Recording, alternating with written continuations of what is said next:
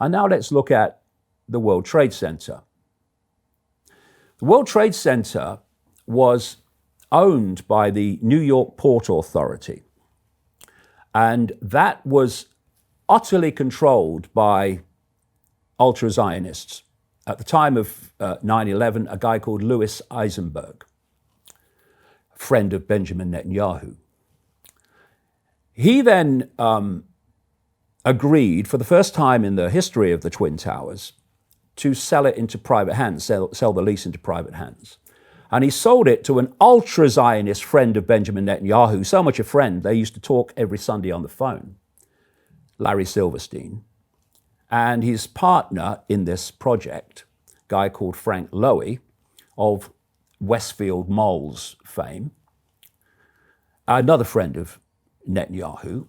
And the person that provided the pressure to sell it into private hands was a guy called Ronald Lauder, ultra Zionist, major at global level, from the Estee Lauder family, who was heading two privatization organizations in New York that recommended the privatization of the Twin Towers. Larry Silverstein bought the lease, and in his own personal contribution was $14 million. As a result of 9/11, he was paid out in insurance $4.5 billion. Soon as they got the lease, they dramatically increased the insurance in the case of a terrorist attack. The person who insured them initially was a man called Morris Greenberg of the insurance giant AIG, who was a friend of Kissinger, a friend of Netanyahu, all these people, usual story. But what Morris Greenberg did immediately, he had secured the insurance and the terrorist insurance for Silverstein, is he sold it on, reinsured it to 24 insurance companies and before 9/11, and they took the hit, not Greenberg. And what you had with the investigation or lack of it was a desperate desire not to get this into court, because then the evidence could be put before people in a public arena. So what they did was came up with a process of compensation for the victims of 9/11.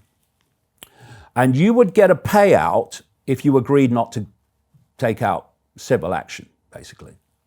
That was overseen by an ultra-Zionist called Kenneth Feinberg, a lawyer, who was also the man who oversaw executive compensation payouts, who got them and who didn't, after the financial crash of 2008.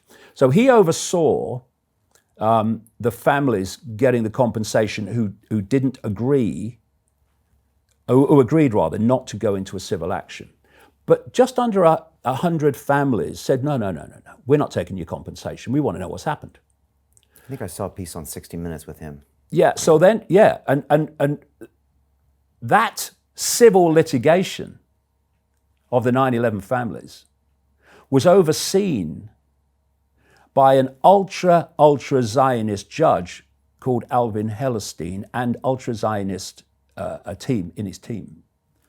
And he was described as running a war of attrition against the families to make sure that none of them got to court. And I quoted from the New York Times article in the book where they're saying Hellerstein's just made another decision in the case, which has basically meant that the last standing family in 2011, I think it was, has now said, we're going to have to pull out because we can't win now he's done this. The case between the insurance companies who took the hit and Larry Silverstein about how much Silverstein got was overseen, judged by an ultra-Zionist judge called Mukasey, who later became Attorney General. And Silverstein's claim against airlines that got him a payout of millions was overseen by Alvin Hellerstein, ultra-Zionist judge. All right, so it's a big ultra-Zionist web here. Absolutely. But when I say ultra-Zionist, I'm talking about not Jewish people, not saying it's a Jewish plot. The vast majority of Jewish people, the overwhelming majority, have no idea what's being done, but they are being used as the smokescreen. Because what happens, as we talked about briefly in our last chat, we have, which is run at its core by the Sabbatean Frankist cult, what I call the anti-Semitism industry and the protection racket. And how it works is that anyone who gets close to uncovering any of this and much milder stuff and talking about it is immediately dubbed an anti-Semite, a Nazi, and all the rest of it. And that's the protection racket. And it's run ultimately at its core by this Sabbatean Frankist cult, which hates Jewish people. And this is why, as I mentioned in the last interview, if you're a Jewish person and you are criticizing Israel, this anti-Semitism protection racket will abuse you even more fiercely than non-Jewish people. Because it's not about protecting Jewish people at all. It's about protecting this cult. That's what it's about.